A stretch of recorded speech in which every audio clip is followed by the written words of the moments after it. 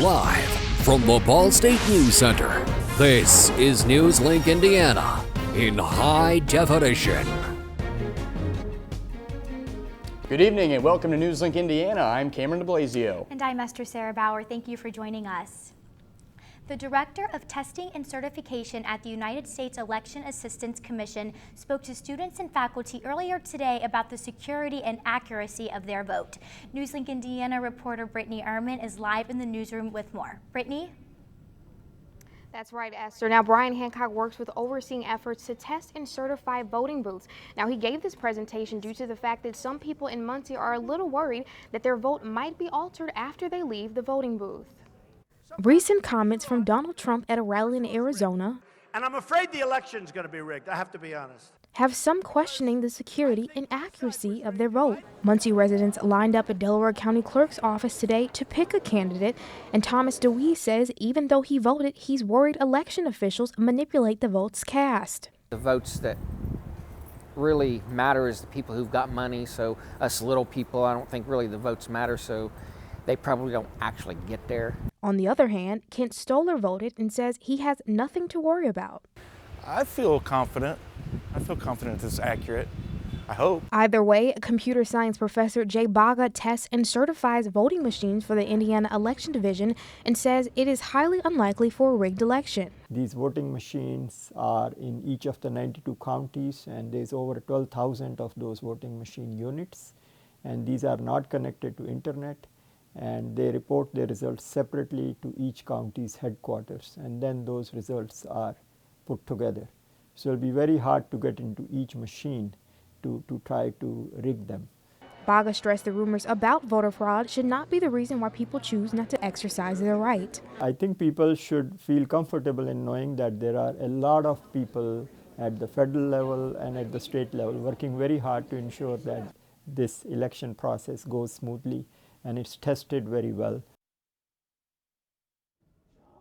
Now, if you haven't voted already, tomorrow will be your last chance. Holy Trinity Lutheran Church is the election day voting location, and it will be open from 6 in the morning until 6 later that evening. Reporting live from the newsroom, Brittany Ehrman, NewsLink Indiana. Back to you at the news desk. Madison County authorities are paying a ransom demanded during a hack on county computers. A computer virus was used to block access to computers Friday night. Officials don't believe personal information is at risk. Investigators say the hack doesn't appear to be linked to tomorrow's election because voting records and ballots are on another system. County officials say they have leads on potential suspects, but are not releasing any information at this time. The Federal Department of Homeland Security is now overseeing the investigation. And Hillary Clinton's email controversy made headlines once again over the weekend. FBI Director James Comey reiterated his agency's conclusion that Clinton should not face criminal charges for the way she handled classified emails. This statement came Sunday after Comey announced last month that the FBI had discovered new emails in a separate investigation of Clinton's server. Donald Trump voiced his displeasure with the decision, saying there was no way the FBI could review the new emails in less than 2 weeks. It's unknown how much impact, if any, this new development will have on tomorrow's election. Emails, bigotry, the FBI, and tax returns all have been storylines in a crazy election year. But how did we end up deciding between Donald Trump and Hillary Clinton? NewsLink Indiana's Tony Stanleben breaks it all down. What began as a crowded presidential race has now come down to just 2 candidates. I am officially running for President of the United States. I'm hitting the road to earn your vote. Both parties had their share of competition as the Republicans saw 17 candidates and the Democrats had a fight to the finish between Hillary Clinton and Bernie Sanders. The American people are sick and tired of hearing about your damn emails. As the primaries began, the playing field grew thinner and thinner. The Republican race for the nomination soon came down to Donald Trump, Ted Cruz, John Kasich, and Marco Rubio.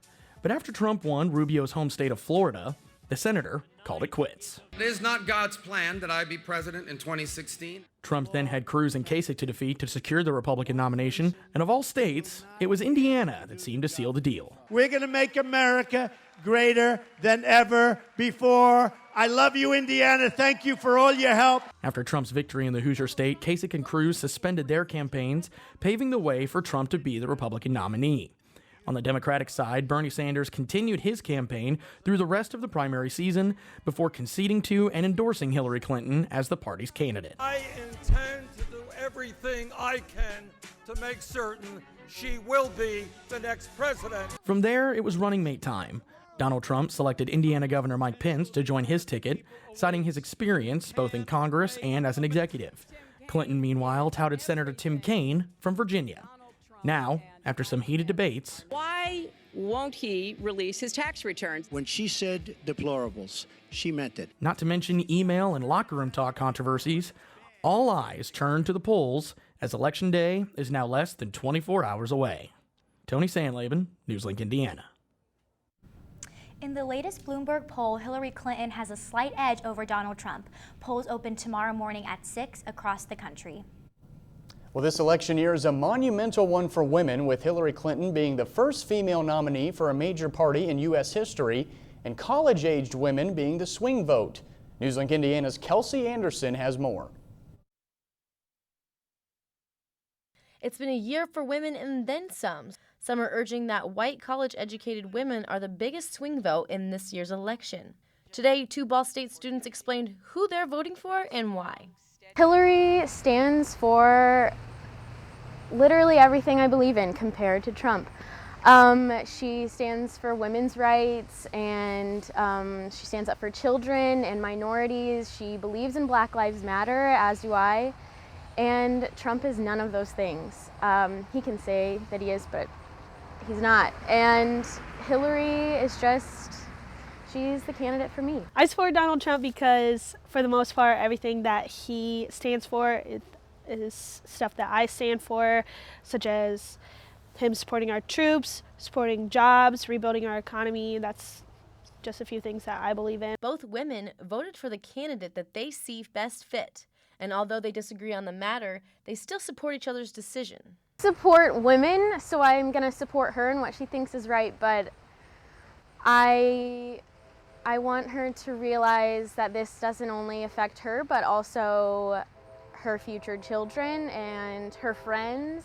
A Hillary supporter, I would just say, if you can sit here and back up with factual information that you can truly say that she will do the best at running our country, then I would say props to you, but I don't really have any intentions of voting for a criminal into office. Their views on the candidates may be different, but both women felt it was important to take the initiative to vote. In Muncie, Kelsey Anderson, NewsLink, Indiana. White college-educated women supported Republican Mitt Romney by 6 percentage points in the 2012 election. They now back Clinton by double digits. So Cameron, I went to class today at 8 a.m. and was freezing. And then when I left, it was beautiful out. I just cannot keep up with this weather anymore. Yeah, it is insane. We've had 70s during the day, and then we get down to 40s late at night. I mean, Cody, are we going to be seeing more of that going forward? Yeah, guys, it looks like we're going to continue to see these warm temperatures for the next couple of days, but much cooler temperatures are on the way. But today we reached a high of 70 degrees here in Muncie. Our average high is 54 for this time of year. Our record high is 77 degrees, so we got kind of close to our record high, and it was very warm across much of central Indiana.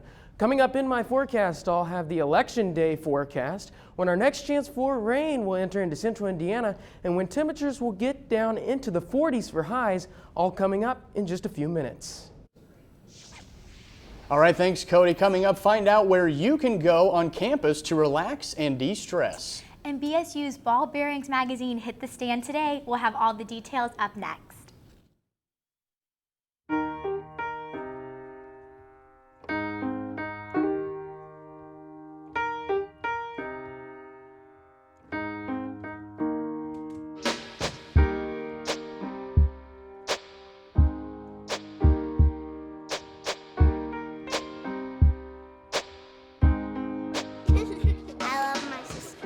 Heart doesn't see race. Love is love.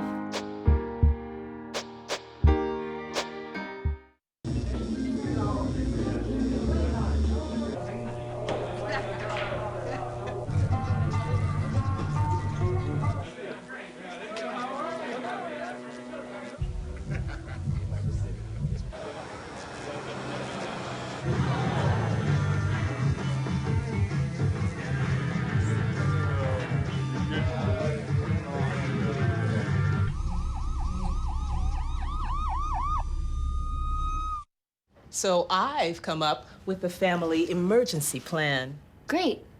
What is it? It's difficult to talk about, so I'm not telling you. How will we know what to do? You won't. I'm so glad I won't have to remember anything. And me too. Thanks for this, sweetie. Talk to your kids about who to call, where to meet, what to pack. Visit ready.gov/kids for tips and information. So, I just moved in with this family, and it's embarrassing. The little one, he likes to go outside and crawl around in the giant litter box. I don't know what he's doing. I mean, I was born and I knew how to use the litter box. Look at that. That's disgusting. Oh, poop already. You're making me nervous. Oh, okay, I can't look at this anymore. I really hope he grows out of this, for his sake. Of its fall edition today, Ball State's Ball Bearings magazine held a special discussion tonight on campus. NewsLink's Emerson Lehman has the story. Thanks, guys, and I'm here at the Ball State Teachers College room 120, where tonight the Ball Bearings magazine hosted an open panel discussion to talk about the civility and polarization of our society as this election draws to a close. Ball Bearings editor Alex Kincaid sat down with NewsLink Indiana to discuss what she hoped that the panel discussion would cover. To open up a discussion about the polarization of our nation in politics, and then also civility in politics, and how you can open yourself up to sides that you disagree with rather than just promoting your own side of issues and thinking you're right, how you can sort of take a step back and try to understand others and come to compromise rather than just pushing your own interests. With a room full of spectators listening on, the panelists, including SGA President James Wells and Ball State Professor Kristen McAuliffe, sat down to discuss these important topics. And guys, the discussion featured a lot of key points, but not only did it focus on the election, just as the magazine does, it focused on how the nation as a whole can just come together to work together and be united once again. Live in Muncie, I'm Emerson Lehman, NewsLink, Indiana. You can pick up one of the magazine's fall editions around campus to read up on the topics discussed. Well, reminders of the election are all around Ball State's campus, but the real question is, will students vote? According to a Pew Research poll, millennials make up 31% of the voting bloc, but less than half voted in 2012. Millennials have the lowest voter turnout of any age group. Ball State student Kyle Ballou explained why he thinks voting is important. The thing is, to get an accurate count of these votes, you need everybody to vote. If these people say, oh, I don't want to vote, or I don't know how to vote, or I can't find a way to vote, or it's too much work to get an absentee ballot, or all this stuff, people make up reasons to not vote, but I think that we need to find a way to get it done and make sure everybody votes and everybody's heard. If you're planning on voting but don't know where to go, you can Google the phrase "where to vote" with your address. For more information about voting in Indiana, you can visit indianavoters.com to check your polling location and registration status. You can join us here on NewsLink tomorrow night for full election coverage. Our news team will be providing live updates throughout the show. You can tune in at 9 p.m. on Cardinal Vision or watch online at livestream.com. If the election this year has been causing you stress, we have a solution to manage it and reduce anxiety. Mary Eber has the story. Renard Orchid at Ball State University offers midweek meditation and mindfulness by massage therapist and yoga instructor of 30 years, Sherry Flanders. Flanders explains the process of meditation. It's really helpful if you choose a sound or a specific word to concentrate on while you're trying to meditate. It's ideal to sit up straight and tall. Energy moves upward through the body, and so if you sit straight and tall, you're going to have a more comfortable experience.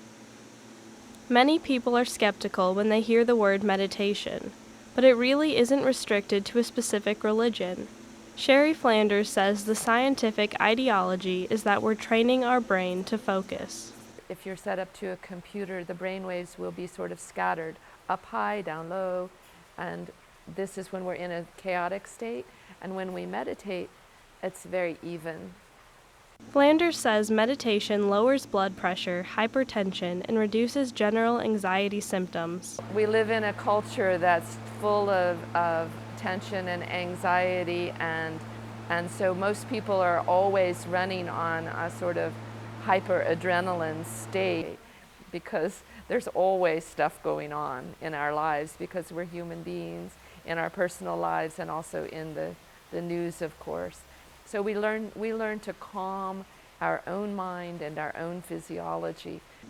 The program has seen positive results, and Flanders is thrilled with the response. But I think just coming regularly, they're feeling the security of the discipline here, and then they'll be able to carry that over into their regular lives.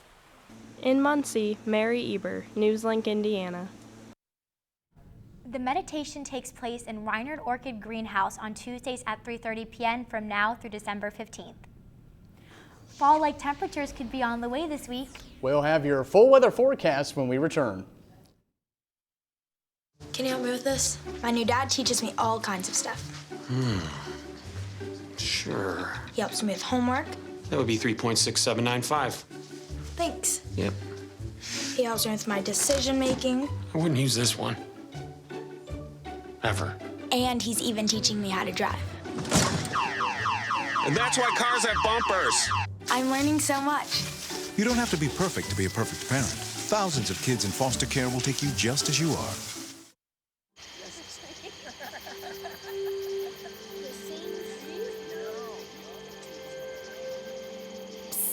They're coming. Places, everybody. Light check. 1, 2, 1, 2. Everything looks good on our end. And lights. Come alive with the forest. Visit discovertheforest.org to find a forest near you.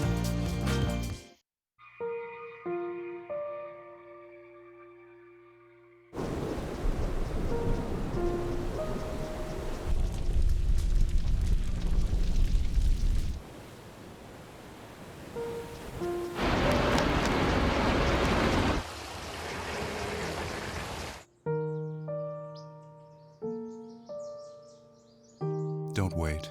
Communicate. Make your emergency plan today.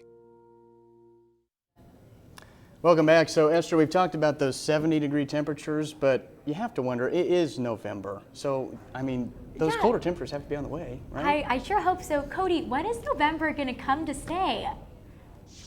Yeah, guys, it looks like November, it's really started off really well. Our temperatures have been above average, but it looks like as we go into the later part of this week, our temperatures could possibly get below average. Taking a look at our current temperatures, we're sitting at 54 degrees here in Muncie. It feels like 54, with our dew point sitting at 41 degrees. And currently right now, our temperatures are in the upper 40s and lower 50s. Indy, you're sitting at 55 degrees, Lafayette 47, and Fort Wayne a bit warmer at 49 degrees. So it's a bit mild out there this evening, and it feels pretty good.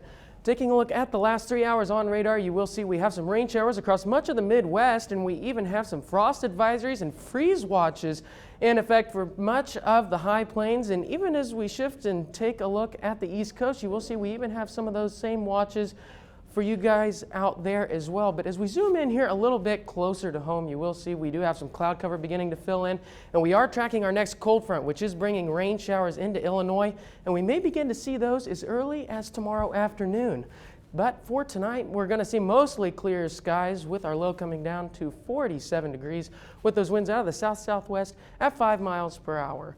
Taking a look at precision cast, you will see that rain showers will begin to move into the area around the 3 or 4 o'clock time frame. So as you're out there picking up the kids, it could be a little bit rainy out there, and these showers will continue to work their way off to the southeast, and we may continue to see these rain showers as we go on through the remainder of the afternoon and evening. So it looks like the best time to get out there and vote is going to be earlier on in the day. Taking a look at our rain totals, it isn't going to be a very big rain producer with rain totals anywhere from 1/4 of an inch with rain totals lower as we look to the southeast. So it shouldn't cause any flooding. Taking a look at your day planner, you will see we keep things dry through the noon time frame with rain showers possible through the 3 to 6 time frame, and then we clear things out by 9 p.m. with our temperatures getting down to right around 50 degrees. Taking a look at precision cast again, we clear things out with the cloud cover diminishing as well, with that high pressure system moving in, but that is going to bring cooler temperatures as we go through the next couple of days. Taking a look at your 7-day forecast, guys, Tuesday our high temperature is going to get up to 61 degrees with rain chances possible. Wednesday through Friday, our temperatures will remain in the 50s, but by the time we get to the weekend, our temperatures are going to be in the upper 40s, and we haven't seen that since April of this year. But by the beginning of this upcoming week, our temperatures are going to return into the mid-50s. So it still looks like we're not going to be seeing what we have been seeing, though. Yeah, no. Temperatures are going to be a lot much cooler out there, a lot more fall-like. Definitely, for sure. It's about time. It's been a little too warm. We need to get these fall temperatures here. Yeah, I agree. Alrighty, so Peter, what do we have coming up in sports? Well, I like seeing 60 degrees for the football game tomorrow. And speaking of football, Ball State football looking to take another step towards bowl eligibility. A win tomorrow would go a long way. And another year, another great showing for Delaware County volleyball on the state's biggest stage. We have reaction from this weekend's state title matches ahead in sports. Here's to the things that can keep us safe. Those we use all the time with hardly a thought. Those that are silently standing by to save our lives. And now, those that we carry with us everywhere we go. Many mobile devices will now bring you wireless emergency alerts, real-time information directly from local sources you know and trust. With the unique sound and vibration, you'll be in the know wherever you are.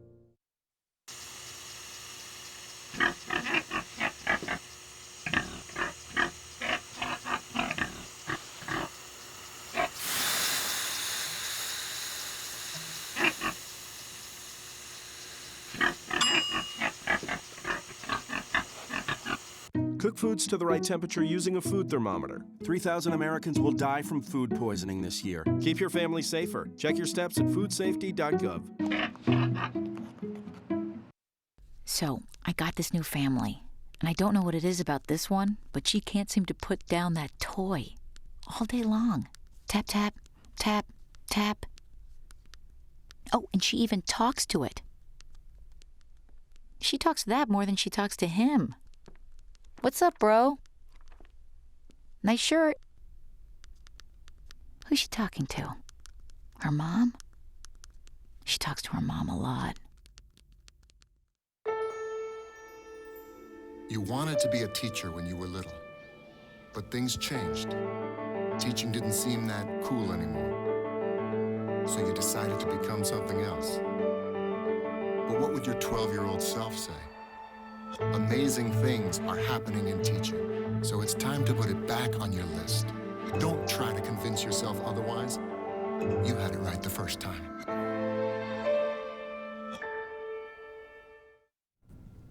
Hey, good evening, everybody. Well, coming into the weekend, 43 Delaware County volleyball teams had been crowned state champions over the 44-year history of the IHSAA Volleyball State Finals. You can now add 2 more to that total after wins from Yorktown and Wapahani on Saturday. For the 3A Yorktown Tigers, it was sweet revenge. After losing to Providence in straight sets in last year's state title match, the Tigers beat that same team to win the title this weekend. Yorktown was paced by an incredible effort from sophomore Kinsey Knuckles in the win. The University of Nebraska commit tallied 30 kills, which set a state finals record for a 4-set match. This is championship number 3 in Yorktown's storied volleyball history. Basically, we knew there wasn't another chance to get in the gym and get any better. So what we had is what we had. So just going in and giving all we had, I knew it was going to be enough. I have to have what my coach says, amnesia. Because as a player, I get down to myself when I make a mistake. And going in, I knew I couldn't do that. They were going to target me right away, so I had to change my mindset. Pretty much, I just knew that I wanted to take 1 point at a time, and the past is in the past. So basically, to move forward, I'm going to have to get more kills and more kills and more kills. Yeah, and she certainly had a lot of them. Meanwhile, the 2A Wapahani Raiders weren't looking for revenge on Saturday. Rather, they were just looking to repeat, and they did just that. The Raiders defeated Covenant Christian in a hard-fought 5-set match to win the program's 4th title in 6 years. This weekend was especially emotional for head coach Jared Richardson, who became a father just a day before winning the title. It's been crazy. There's all kinds of emotions. I think that I missed practice on Thursday, and I was worried that would really throw off our energy and our game plan for the week. But just not being there, I told the girls they had their biggest practice, and they've really got to work while I'm having the biggest day of my life.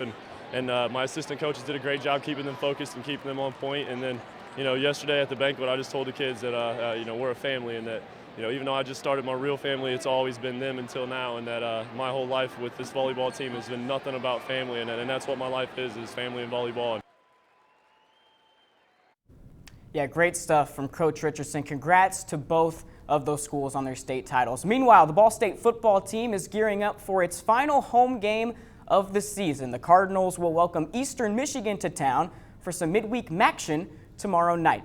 Very important game for both teams, both looking to snap 2-game losing streaks, and both still have work to do if they want to make a bowl game. But tomorrow is bigger than just a game for Ball State. It's a celebration of a group of seniors who head coach Mike New has raved about all season long. The one thing I can tell is just when these guys leave out of here, they're going to go make an impact in our world. I think there's a lot of guys here that have really impressed me with their preparation, with their work ethic, with who they are as a person, their makeup. I've been very impressed with a lot of these guys in this class, and I wish I had an opportunity to work with them for more than 1 year because they've been great to be around. They've been a class act. Yeah, guys, and as I mentioned, very important for Ball State to try to get a win tomorrow. They're 4-5 heading into Eastern Michigan. They have to win 2 of their final 3 games to obtain bowl eligibility at the end of the season. So very important for tomorrow, and obviously they want to go out on a high note for the seniors. Definitely. We will be keeping Ball State in our thoughts. All right, thanks, Peter. Coming up, we'll have a final look at weather after this. Hey, did you know 2.4 million loving cats and dogs in shelters and rescues need our help to find a home? Let's go to theshelterpetproject.org and meet if you are in a shelter near you. Harlow, oh, she's one great listener and loves to hear all your stories. My kind of cat. Cerulo is a sweet, goofy boy who's eager to please. Sounds just like another dog I know. So go to theshelterpetproject.org, search your local shelters and rescues, and go for a cuddle with your next best friend. Adopt. Sure, I look cute now, but when my owner lost his job, it was rough. I was living on the street, and one night, me and this Cocker Spaniel got into it so bad, I wound up looking like an ice cream cone. I cried a little bit, but thankfully I got rescued, so I'm running, I'm jumping, all back to my old self. And I'm ready to give unconditional love, even if you put a lampshade on my head.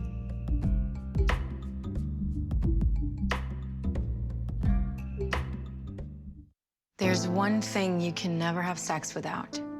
It's not something you buy. Or something you take. In fact, there's only one way to get it. It has to be given to you, freely. It's consent. Because sex without it isn't sex. It's rape. Consent. If you don't get it, you don't get it. It's on us to stop sexual assault. Learn how and take the pledge at itsonus.org.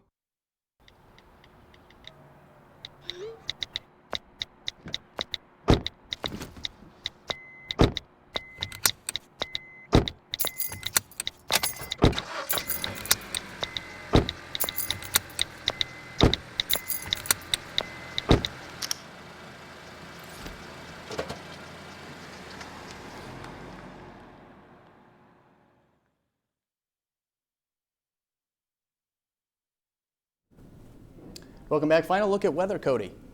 Yeah, guys, it was a beautiful day across the state. Right now, we are currently sitting in the mid-50s right now, 54 degrees right now in the city of Muncie. For your 7-day forecast, guys, temperatures will remain in the 50s for much of the day. It's going to rain tomorrow, so make sure you bring the umbrella if you're planning to go out and vote.